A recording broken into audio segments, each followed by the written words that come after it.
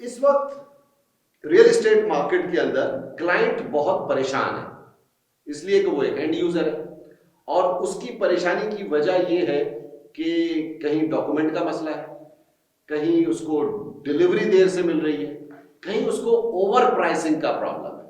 अब जैसा कि आप जानते हैं कि आप भी एक स्टेक होल्डर है रियल एस्टेट मार्केट के अंदर और बहुत बड़ा स्टेक होल्डर है, आप स्टेक लेके चल रहे हैं मार्केट के अंदर। तीन कम्युनिटीज हैं, एक है बिल्डर्स एंड डेवलपर्स जो कि जमीन खरीदते हैं, बिल्डिंग बनाते हैं या प्लॉटिंग करके बेचते हैं। दूसरा है रियल्टर्स, स्टेट एजेंट्स, ब्रोकर्स जो कि फैसिलिटेट करते हैं उन बिल्डिंग्स और उन प्लॉट्स के लिए क्लाइंट को लेकर के आते हैं। और तीसरा मासूम आदमी दुनिया का, वो है क्लाइंट जो कि दोनों तरफ से कट रहा है और फंस रहा है। रियल्टर उसको जो है कहीं ओवरचार्ज कर रहा है, कहीं उसको झूठा सौदा बेच रहा है। क्या करे वो एक आम आदमी, उसको तो भरोसा करना पड़ता है और उसको बाद में परेशानी होती है, नुकसान उठाना पड़ता है। दूसरी बात, बिल्डर टाइम पे डिलीवरी नहीं दे रहा, अचानक भाव बढ़ा देता है। आज 6,000 रुपए स्क्वायर फीट अपार्टमेंट है, कल 8,000 रुपए स्क्वायर फीट कर देगा वो। तो क्लाइंट इस हवाले से बहुत परेशान है। तो ऐसे स्कैम्स से बचने के लिए, इन सूरत हाल से बचने के लिए क्लाइंट को क्या मशवरा देते हैं आप? शकील भाई देखें, आपने सवाल किया कि पहले तो मैं सबसे पहले बिल्डर्स का आपको बता देता हूँ कि बिल्डर्स जो चीज़ें बना रहा है वो अपना एक फिजिबिलिटी बना के लास्ट में आपको वो पूरी फिजिबिलिटी दिखाता है कि हम आपको ये डिलीवर करेंगे, इसमें ये आपको तमाम सहूलतें मैसर होंगी। वो अपनी चीज़ें आपको बिल्डर पूरे एंड पे रेट को आपको बता के वो सेल आउट कर देता है चीज़ों को एंड यूज़र पे। अच्छा, अब दरमियान में प्लॉट्स हों या आपके अपार्टमेंट्स हों या कोई भी चीज़, आपने बिल्डर और प्रॉपर्टी दोनों को अटैच करके आपने बता दिया, तो मेरे ख्याल में जो हमारे रियल्टर्स हैं, चीज़ें हैं, उसके अंदर बहुत अच्छे लोग हैं माशाल्लाह। लेकिन किसी हद तक आप जो परेशानी का सबब होते हैं उसमें भी बहुत सी रीज़न देखनी पड़ती हैं।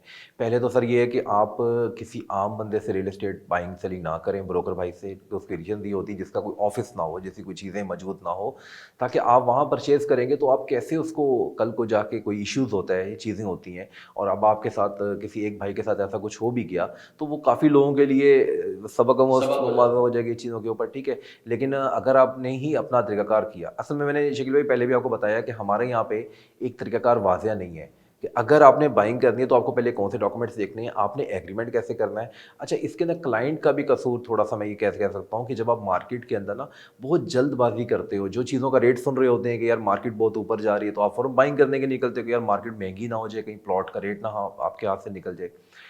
अगर सर बड़े सीनियर लोगों के ये कॉल हैं कि प्रॉपर्टी के मामलात में जज़्बात आप नहीं रखते ना, उसको है, साइड पे रखते हैं, जज्बा साइड पे जज़्बात रखते साइड हैं। पे रखते हैं, क्योंकि आप बिल्कुल हक़ाइक़ के साथ आप वहाँ बाइंग करेंगे, चीज़ों को देखेंगे।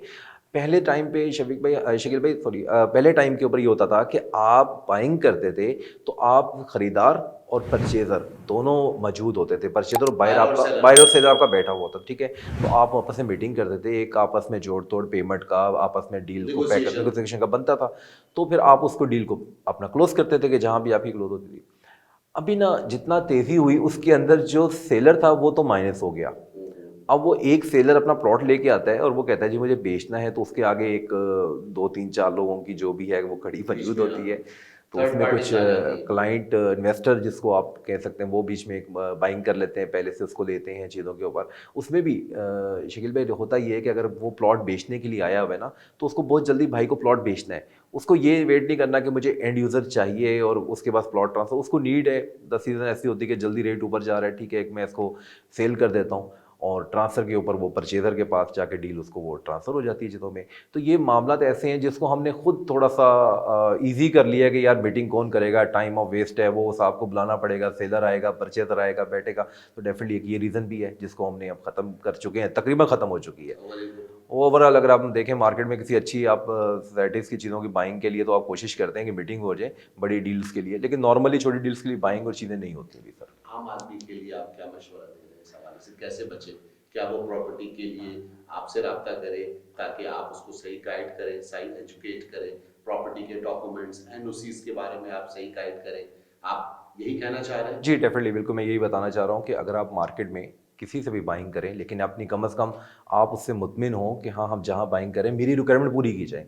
मैं एज़ अ बायर हूँ आपके पास आता हूँ सर, तो मुझे अगर आपकी डिमांड, मैं अपनी डिमांड करता हूँ कि मुझे सर पेपर दिखाएँ, और मुझे इसके अगर मैं इंस्टॉलमेंट का प्लान ले रहा हूँ तो मुझे इंस्टॉलमेंट दिखाएं, इस पर कोई सरचार्ज तो नहीं है। उसके बाद मुझे आप ट्रांसफ़र का टाइम दें, उससे पहले मुझे आप मुझसे टोकन लें और फिर आप मुझे नॉर्मल ट्रांसफ़र के टाइम अपने उस जहाँ भी ट्रांसफ़र है उस लोकेशन पे आप बुलाएं और मुझसे बाकी पेमेंट अपनी पे ऑर्डर की शक्ल में या जो भी आप इससे वो कलेक्ट करें। और इस तरीके से आप प्रॉपर वे में चलेंगे तो आपको कहीं भी प्रॉब्लम दरकार नहीं होगी सर। तो हम ये समझ सकते हैं कि जो लोग परेशान हैं इस हवाले से, जाहिर है लाखों नहीं करोड़ों रुपए की आप प्रॉपर्टी खरीदने जाते हैं, तो उनको सही लोगों का चुनाव करना चाहिए जिनके जरिए वो ये काम करें। डेफिनेटली वो सर, सही एडवाइजर्स आपको मार्केट में रेड बॉक्स की सूरत में मिल सकते हैं। इंशाल्लाह सर कोशिश कर रहे हैं। आपकी टीम के पास इतनी कैपेबिलिटी है कि वो लोगों को सही गाइड करती है, सही सच्चा सौदा बेचती है और सही एडवाइस करती है। सर इंशाल्लाह हम अपने एंड से फुल कोशिश कर रहे होते हैं, जो चीज़ें हम आप क्लाइंट को बता रहे होते हैं। और मैं बल्कि ज़्यादा उसमें ये नहीं कहता, क्लाइंट अपने आप उनसे अगर पूछें तो वो खुद हमसे बहुत मुतमिन है माशाल्लाह।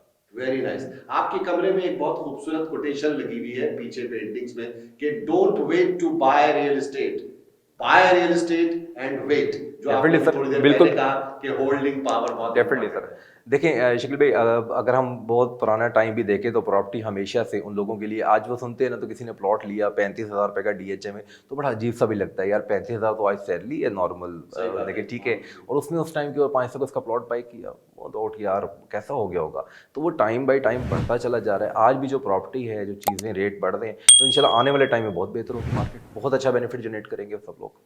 Thank you very much. Thank you.